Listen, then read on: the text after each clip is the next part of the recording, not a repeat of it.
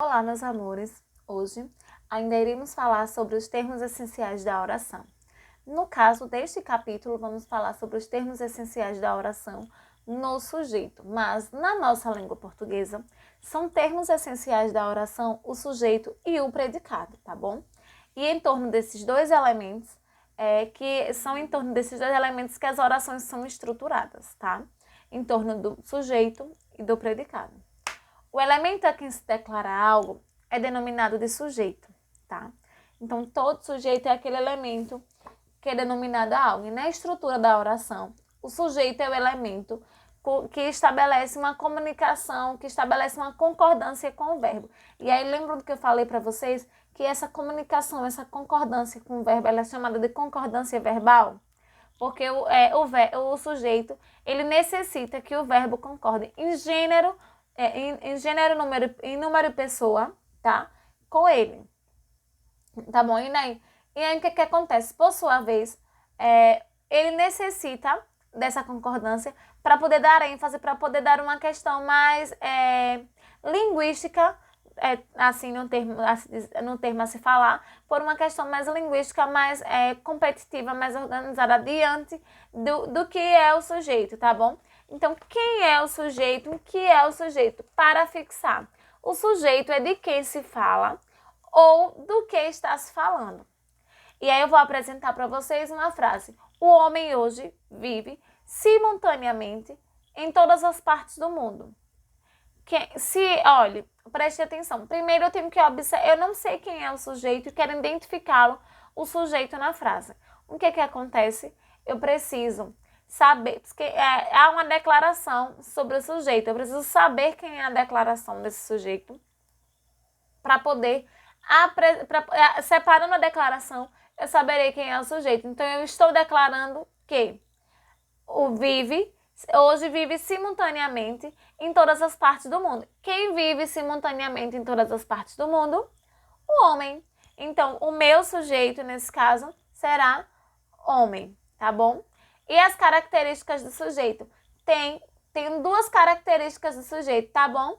A primeira que eu disse a vocês, eles podem ser identificados pela pergunta quem é, mais um verbo, ou o sujeito, ele pode ser identificado porque ele exige que o verbo concorde em número e pessoa com ele, tá? Então, quando eu digo aqui, o verbo consiste com o sujeito em número e pessoa. E aí, quando o verbo ele consiste em se apresentar com o sujeito em número e pessoa, eu tenho uma concordância verbal, tá? Essas são as duas características do sujeito. Então, fica bem fácil, né, galera, de apresentarem o sujeito e saber quem são os sujeitos, tá? A classificação do sujeito. Sujeito determinado simples. Quem são os sujeitos determinados simples? São aqueles que apresentam apenas um núcleo na formação da oração. Então, eu tenho apenas um sujeito na formação dessa oração, tá? E aí eu dei um exemplo, uma atitude tomada a milhares de quilômetros poderão transformar todo o nosso plano de vida para o amanhã. Então, uma atitude tomada a milhares de quilômetros poderá transformar violentamente o nosso plano de vida para amanhã. E o núcleo é a atitude. O nosso sujeito é a atitude. Porque quem é que poderá mudar violentamente a nossa vida? A atitude. Quando eu tenho um sujeito determinado composto. O simples, eu apresento apenas um núcleo. O composto, eu apresento dois ou mais núcleos na formação da oração. Então, aí eu tenho um exemplo. O rádio, a televisão e o telex são células nervosas são células nervosas desse imenso organismo. Então, eu tenho 3 núcleos. Rádio, televisão e telex, tá bom? E aí, se eu tenho 3 núcleos para apresentar quem são os sujeitos, 3 sujeitos, o que acontece? Sujeito determinado composto. Também tenho o sujeito determinado elíptico ou oculto.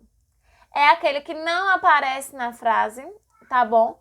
Não, explicitamente ele não é apresentado, mas eu posso o reconhecer por causa da desinência do verbo. Então, aí eu tenho um exemplo. Estamos envolvidos por tudo e por todos. Se eu usei a desinência mos, quem é o verbo que será apresentado diante do estamos? O verbo que é primeira pessoa do plural, nós.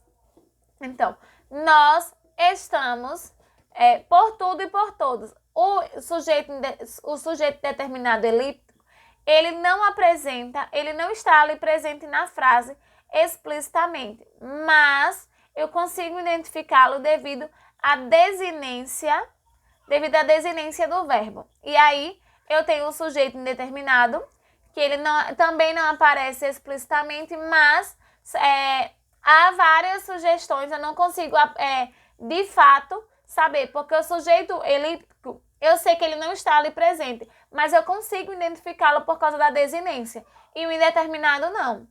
Não se pode se fixar com exatidão quem é o sujeito determinado na oração, tá bom? Mas aí tem duas possíveis supostos para identificar o sujeito indeterminado. A primeira é a oração com verbo na terceira pessoa do plural. E a segunda é a oração com verbo na terceira pessoa do singular, mais o pronome se. Vejam só, preste atenção. Nem todos os verbos que estão em terceira pessoa do singular são classificados como sujeitos indeterminados. Por quê? Aí eu tenho um exemplo. Os povos do mundo já não estão sós. Encontram a forma de conectar tudo e todos. Eu consigo identificar quem é o sujeito, né? Então, mas ele está na terceira pessoa do plural. E aí ele é um sujeito determinado? Não, porque ele está sendo apresentado ali. Eu consigo identificá-lo na oração. Então, preste atenção. Nem todo verbo em terceira pessoa do singular ou do plural é sujeito indeterminado. Temos que fazer a análise para saber se realmente é um sujeito indeterminado ou não, tá? Diante de todo esse contexto, existe o sujeito inexistente ou a oração sem sujeito. O que são a oração sem sujeito? No nosso idioma, alguns verbos, eles apresentam uma particularidade, onde eles não permitem que utilizem sujeito na formação da oração. São os verbos impessoais. Então, são os verbos chover, relampejar, nevar, garoar. São verbos impessoais, no qual eles não admitem a presença do sujeito na formação da oração. Então, pessoal, além desses verbos impessoais, tem o verbo haver, que quando ele está denominado no sentido de acontecer, existir ou no tempo passado, ele também é considerado um verbo impessoal, ou seja, ele não admite a presença de sujeito. Então, assim, havia muitas pessoas na festa. Haver, no sentido de existir. Aí, outro exemplo, em outubro, haverá eleições municipais. É haver, no sentido de acontecer, e ele se mudou para Salvador há alguns anos. Haver no tempo passado. Então, pessoal, o que é que acontece? Muitas das vezes a gente utiliza, tem que se observar a utilização da flexão do substantivo e do sujeito, aliás, desculpa. Tem que se observar a variação do sujeito e saber se ele é um determinado simples, determinado composto, e tem que observar quantos sujeitos há presentes naquela oração.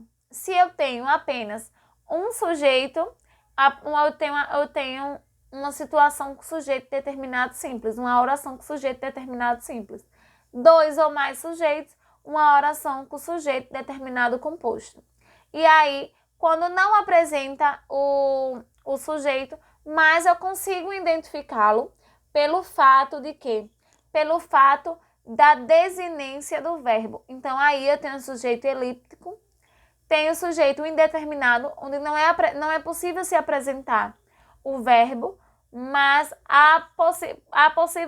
não há exatidão para fixar o verbo. Há possíveis situações do sujeito que possa retratar quem são esses verbos. Basta observarmos, analisarmos as orações para poder identificar todos os sujeitos e os seus termos essenciais.